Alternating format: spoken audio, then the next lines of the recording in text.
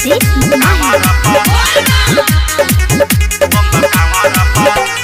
बाबा के नाम लिखवालो, भोले बाबा के नाम लिखवालो। भौजी जातारी देवर दुआरी, उहाँ भीड़ लगे बड़ा भारी। बाबा फेरी है नजरिया हमनी पर, भोले बाबा के नाम लिखवालो। भोले बाबा के नाम लिखवालो।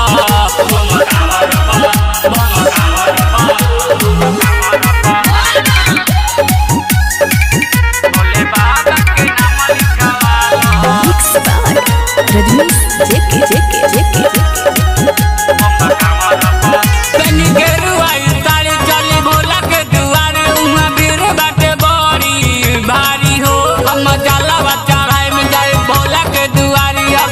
बाबा करी है कृपा हो, बाबा करी है कृपा हो। बनी गेरुआई तारी चली भोला के दुआरे, उहाँ भीड़ बाटे बड़ी भारी हो।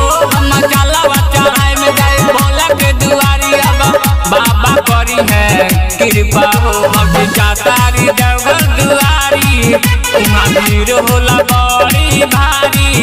बाबा चाहिए तो फेरी है नजरिया हो,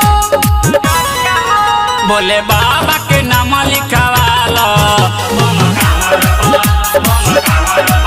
भोले बाबा के नाम लिखवालो।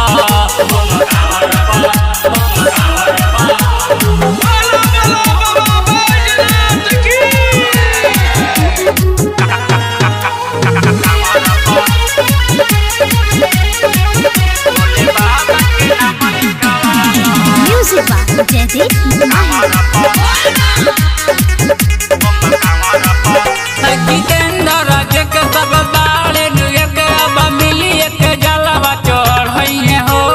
विजय अब जलवा चढ़े, अब बाबा करी है कृपा हो, बाबा करी है कृपा। जितेंद्र राज के सब बाड़े एक अब मिली एक जलवा चढ़े हो। विजय अब जलवा चढ़े, अब बाबा करी है कृपा हो। अब पिकअप डीजे बनाई, अब बम लोग झूमत जाई। सुन लोटिया से जलवा चढ़ाइयो, भोले बाबा